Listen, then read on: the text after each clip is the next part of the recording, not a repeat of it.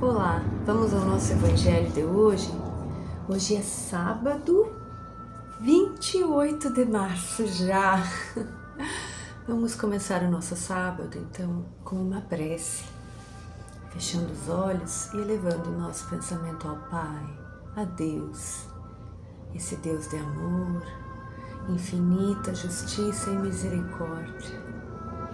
Vamos agradecer a Ele, ao nosso Pai, pela vida, por esta existência, por este dia, mais este presente bendito que recebemos, que foi abrir os olhos. Pedimos ao nosso Mestre Jesus, Ele que é o nosso irmão, nosso modelo, nosso guia, nosso professor, nosso caminho, por onde temos que ir, a quem seguir. Pedimos a Ti, Mestre, que neste dia nós possamos olhar ao nosso redor, sentir o Teu ensinamento, as Tuas palavras. Pedimos também a espiritualidade amiga, o nosso anjo da guarda, os espíritos protetores, que possam nos inspirar, os bons pensamentos, as boas ações, as boas palavras e que nos ajudem a afastar os maus pensamentos, as más ações, as más palavras. Nos ajudem a orar e vigiar. Que o nosso dia possa ser útil, possa ser leve, possa ser alegre e que assim possamos mais tranquilos, serenos, aproximar o nosso coração, a nossa mente e a nossa alma ao Pai. Fiquem conosco, espíritos amigos, hoje e para todo e sempre, que assim seja. Então vamos lá ao nosso Evangelho segundo o Espiritismo. Vamos ver uma reflexão, um estudo para hoje. Vamos ver o que nos vem. Vamos ver aqui. Caiu no capítulo 16. Não se pode servir a Deus e a Mamon. E me veio aqui o fim do capítulo 16. E nós já vimos o item 15, já vimos, transmissão da riqueza. Então vamos pegar o último parágrafo do item 15, que é uma instrução dos espíritos, que é de Lacordaire, em Constantina, 1863. E nós já vimos um pouquinho desta mensagem de Lacordaire, mas veio para nós que ela é bem extensa. Faça uma leitura completa, é muito bonito, muito importante. Então, que se faça a leitura completa do item 14 do capítulo 16. Mas nós aqui, e o tema é desprendimento dos bens terrenos, nós vamos ler aqui o último parágrafo, a última grande frase desse texto. Então vamos lá, diz assim: eis, meus amigos, o que eu queria ensinar quanto ao desprendimento dos bens terrenos, e resumirei, dizendo. Portanto, então nós vamos ler um resumo de todo o texto. Importante depois a gente voltar, quando desligar aqui, voltar e fazer a leitura do item inteiro, todo o item 14. Vamos lá. Então, Lacordaire vai resumir assim: aprendam a se contentar com pouco. Se forem pobres, não invejem os ricos, pois a riqueza não é necessária para a felicidade. Se forem ricos, não esqueçam que esses bens eles foram confiados e que terão que justificar o emprego que fizeram deles, como quem presta contas sobre um empréstimo recebido. Não façam como aquele a quem foi confiado um depósito e dele não soube cuidar, fazendo com que servisse apenas para satisfazer o orgulho e a sensualidade. Não se julguem com o direito de aproveitar, somente em benefício próprio, a riqueza recebida. Ela não lhes foi dada, e sim emprestada. Se não sabem fazer com que ela frutifique, não têm o direito de pedir. Lembrem-se que aquele que dá aos pobres salda a dívida que contraiu com Deus. Que resumo! É incrível como esses espíritos de luz conseguem escrever coisas magníficas. Não tem.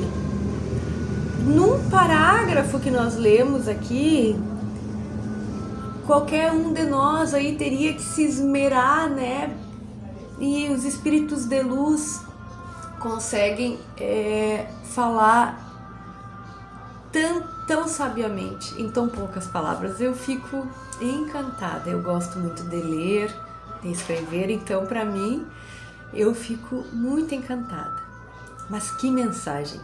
É um resumo, então, falando, né, do apego aos bens materiais. E Lacordaire resume, nessa passagem que nós fizemos aqui, ele resume que não é pra gente se apegar aos bens, que se a gente for pobre, que a gente não inveje os ricos, e isto é algo muito difícil para nós.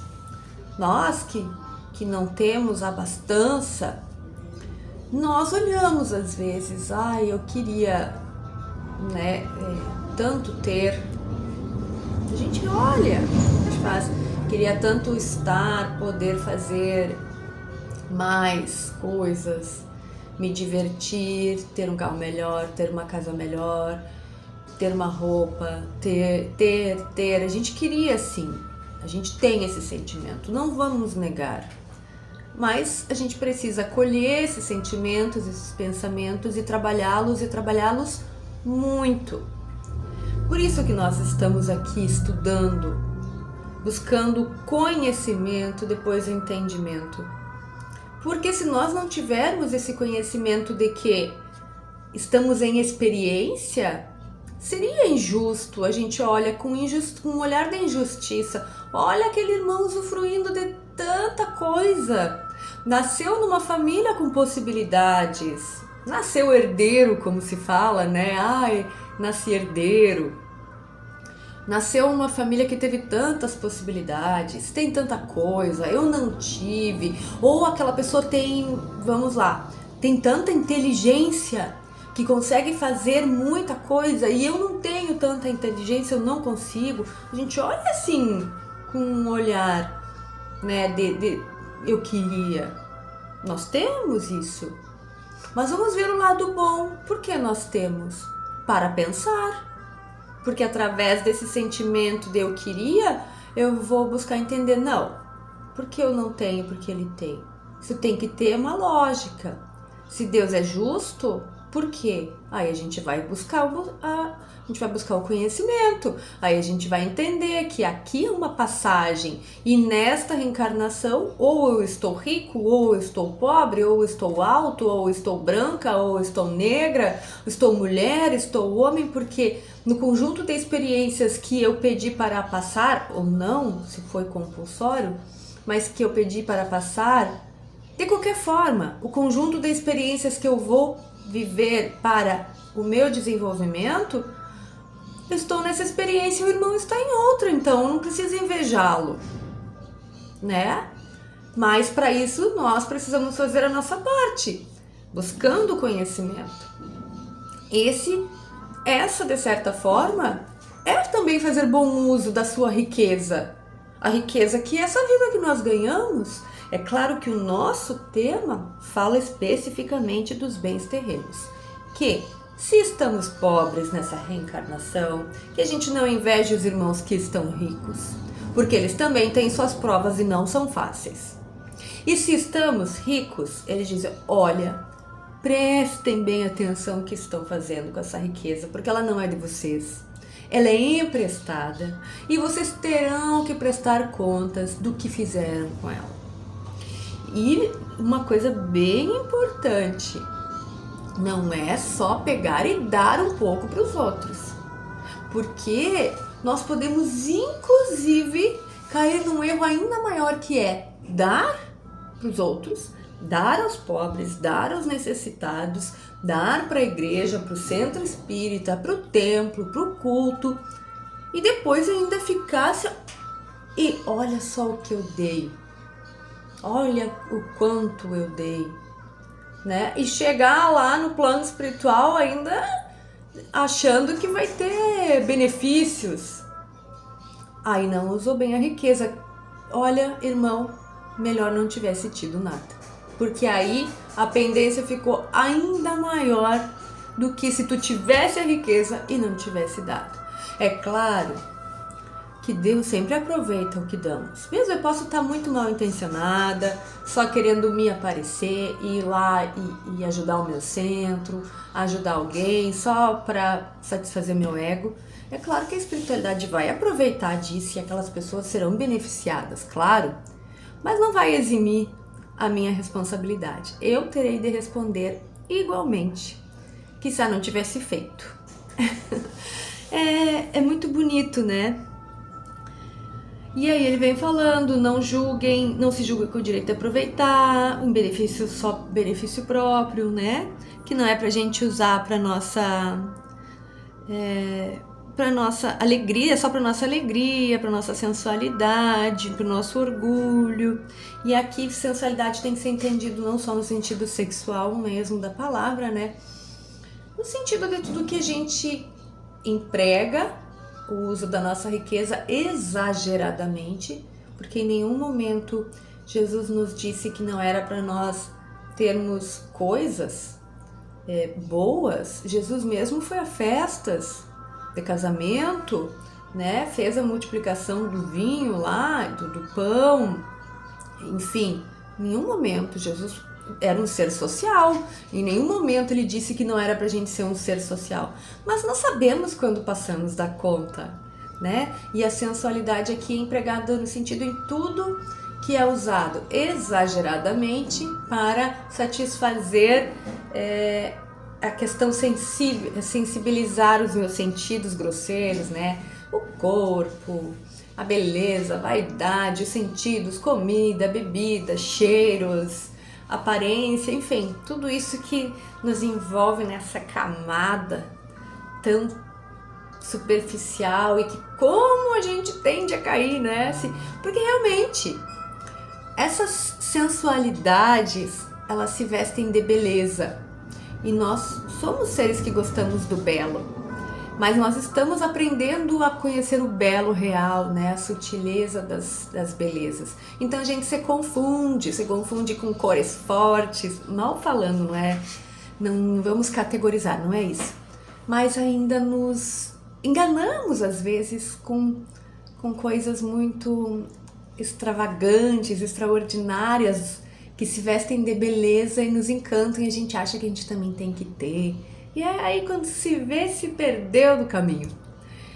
Muito bonito, olha só quanto tempo eu falei sobre um trechinho tão curtinho. Nós poderíamos aqui ainda falar, porque nós todos, aqui é uma fraqueza nossa. Olha, nós temos várias, mas essa, meus irmãos, a gente quer tanta coisa, a gente queria tanta coisa o tempo todo, que se não é o evangelho para estar nos puxando de volta pro caminho, onde iríamos parar? Por isso que Jesus é o nosso modelo, o nosso guia, o nosso caminho.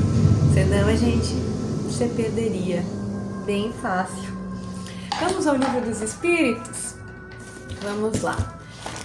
Nós estamos no capítulo 2, que é Espírito das Causas Primárias, foi o capítulo 1.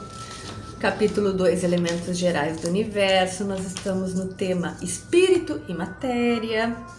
Hoje nós vamos para uma pergunta Vamos gravar este número 23. Essa pergunta é daquela se pergunta 23 do Livro dos Espíritos.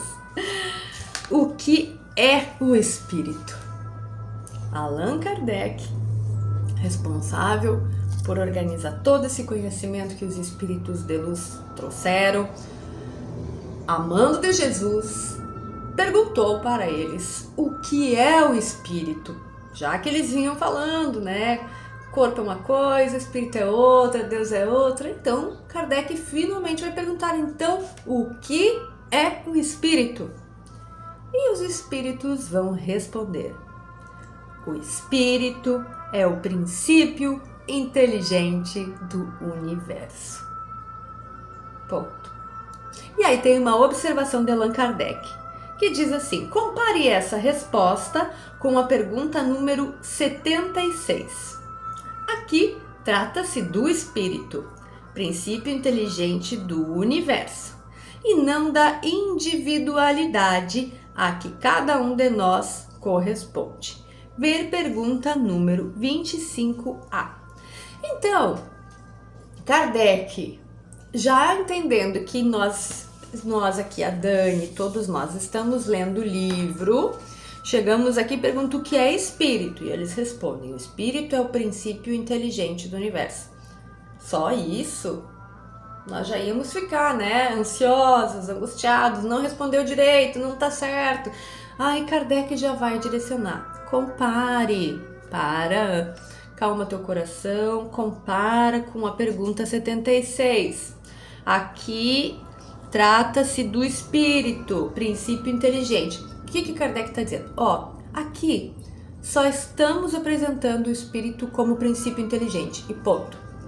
Depois vai lá na 76, depois vai lá na pergunta 25A, porque vai se falar muito ainda. Vamos mais uma vez falar que a construção do livro é para que a gente vá, que a organização do livro é para que a gente vá construindo conhecimento, para que a gente possa entender uma coisa e se preparar para entender a próxima. Então é isso, princípio inteligente. Vamos entender assim: é a primeira coisa que vai ter inteligência organizada, tá? Princípio inteligente. Então o espírito é o princípio inteligente. Ponto. Isso é o espírito. E para nós hoje basta, né? Porque nós temos que ir construindo vagarosamente o nosso conhecimento. Mas nós vamos entender com o passar do nosso estudo, da nossa existência, com o passar do tempo. Então deu para entender? Espírito. Nós estamos falando da alma. A alma é o espírito quando está dentro do corpo. O espírito, só vamos pensar nisso. Espírito é um princípio inteligente. Ponto.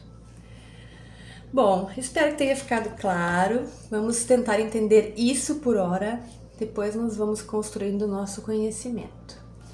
Vamos encerrar fechando os olhos e agradecendo mais uma vez a Deus por ter nos criado, por nos dar a inteligência, por nos dar este momento de estarmos aqui, buscando por nossa própria boa vontade o conhecimento e o entendimento.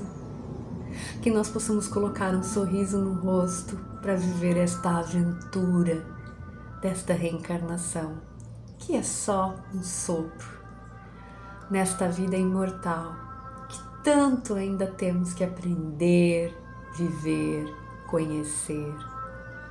E que nós escolhamos o quanto antes o caminho do bem para viver estas experiências, Pai.